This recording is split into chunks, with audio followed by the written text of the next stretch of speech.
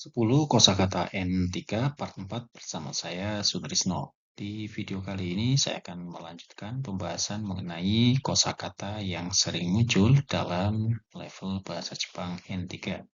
Buku yang saya gunakan adalah buku Shinkansen Master N3 Koi. Kosakata pertama di sini ada kosakata Rambona. Ini artinya kasar, brutal, ataupun sembarangan ya. Ini adalah kata sifatna, dia digunakan untuk menggambarkan sikap ataupun suatu tindakan yang kasar, tidak sopan, ataupun keras secara fisik maupun verbal gitu ya. Jadi kasar dalam arti ucapan gitu ya, lebih banyaknya ke ucapan. Contoh kalimatnya di sini karewa hanashikataga totemo rambut. Cara bicaranya itu sangatlah kasar. Berikutnya, kanojo wa rambo ni mono o atsukau. Dia memperlakukan barang dengan kasar gitu ya. Eh, maksudnya memperlakukan di sini mengotak-atik barang gitu ya. Misalkan menyusun barang itu dia agak kasar, kira-kira seperti itu. Selanjutnya, Rambona kotoba o tsukawanai de kudasai. Tolong jangan gunakan kata-kata yang kasar. Selanjutnya, Rambona unten wa abunai. Mengemudi dengan kasar itu berbahaya. Dalam arti kasar, mengemudi itu tidak hati-hati gitu ya, sembarangan. Selanjutnya ada kosakata wagamama. Artinya adalah egois ataupun mau menang sendiri, ataupun bisa diartikan sulit diatur ya. Ini adalah kata sifatna, dia menggambarkan sikap seseorang yang selalu ingin menuruti keinginannya sendiri tanpa memikirkan orang lain. Dia namanya juga egois. Contoh kalimatnya, kanojo wa totemo wagamama da. Dia sangat egois. Selanjutnya, wagamama nahi toto wa issho ni atarakitaku nai. Saya tidak ingin bekerja dengan orang yang egois. Selanjutnya, kare wa wagamama de tomodachi ga tsukunai. Dia egois sehingga temannya sedikit gitu ya. Selanjutnya, kodomo ga wagamama o itteru. Anak itu sedang bersikap egois ya, ataupun menyampaikan sesuatu yang sifatnya egois. Selanjutnya ada kosakata seikkyokuteki. Ini artinya proaktif, aktif, ataupun penuh inisiatif. Ini adalah kata sifatna, dia menggambarkan sikap yang aktif, berani mengambil langkah, dan tidak pasif ya. Jadi lawan kata dari pasif. Contoh kalimatnya, karewa shigoto ni taishite totemo seikkyokuteki da. Dia sangatlah proaktif terhadap pekerjaannya. Selanjutnya, kanojo wa seikkyokuteki na seikaku da. Dia memiliki pribadi yang proaktif. Selanjutnya, chimu de seikkyokuteki ni iken o dasu. Mengemukakan pendapat secara aktif dalam sebuah tim. Selanjutnya, seikkyokuteki ni shitsumon shite kudasai. Silakan bertanya dengan aktif ataupun silakan bertanya secara aktif. Berikutnya ada shokyokuteki. Ini artinya pasif ataupun kurang berinisiatif ataupun enggan ya. Ini lawan kata dari seikkyokuteki. Ini adalah kata sifatna, dia menggambarkan sikap yang ragu-ragu ya, ataupun kurang aktif, ataupun tidak berani mengambil suatu tindakan. Contoh kalimatnya, karewa shokyokuteki de amari hanasanai. Dia pasif dan jarang berbicara gitu ya. Shokyokuteki ni narazu ni chousen shiyou ya. Mari jangan menjadi pasif dan coba tantangan. Ya, ini agak susah ya. Contoh kalimatnya, akan tapi teman-teman cukup memperhatikan kosakatanya saja ya. Selanjutnya, kanojo wa shokyokuteki de ketsudan ga osoi. Dia pasif dan lambat mengambil sebuah keputusan ya. Selanjutnya, shokyokuteki na taido wa yokunai. sikap pasif itu tidaklah baik.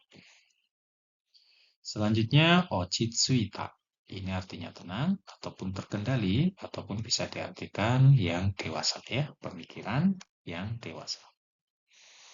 Ini adalah berasal dari kata kerja ochitsukimasu ataupun ochitsuku. Ini adalah kata kerja grup 1 yang dijadikan ochitsuita. Tetap sama ya. Meskipun ochitsuita, ochitsukimasu artinya sama. Hanya perubahan aja. Kata kerja grup 1 menggambarkan suatu sikap ataupun suasana yang tenang, gitu ya. Tidak tergesa-gesa, tidak panik, dan stabil.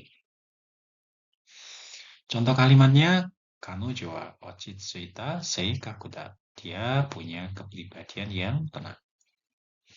Selanjutnya, ochitsuita taido wa shinrai sareru. Sikap yang tenang akan mudah dipercaya. Selanjutnya, ochitsuita fung iki no heya. Ruangan dengan suasana yang tenang. Selanjutnya, ochitsuita koe de hanashite kudasai. Tolong berbicara dengan suara yang tenang. Berikutnya ada kosakata kichin to shita. Ini artinya rapi, ataupun teratur, ataupun sopan ya. Ini adalah kata, ya bisa dikatakan kata kerja, ataupun hanya kata keterangan aja ya. Tapi lebih banyaknya sih dia dijadikan kata kerja bentuk lampau seperti ini ya. Menggambarkan suatu ya ataupun seseorang yang penampilannya itu rapi ya, terorganisir dengan baik atau bisa diartikan berperilaku sopan ya. Ini kata kerja grup 3 yang dijadikan bentuk lampau. Contoh kalimatnya kariwa kichin to shita fukuso shiteiru. Dia berpakaian rapi ya. Selanjutnya, sorui wa kichin to shita baso ni shimatte kudasai. Tolong simpan dokumennya di tempat yang rapi ya. Selanjutnya, kichin to shita setsumi ga hitsuyou da. Penjelasan yang teratur itu sangatlah diperlukan. Selanjutnya, kichin to shita taido de shigoto suru. Bekerja dengan sikap yang sopan dan teratur ya. Atau bisa digabungkan, itu juga boleh, nggak masalah ya dalam bahasa Indonesia. Selanjutnya ada kosakata kawata. Ini bisa diartikan unik, aneh, ataupun berbeda dari biasanya. Secara harfiah, dia memang artinya berubah, gitu ya. Tapi ini menggambarkan suatu sikap. Ini berasal dari kata kawaru atau kawarimas yang artinya berubah ya. Kata kerja grup 1.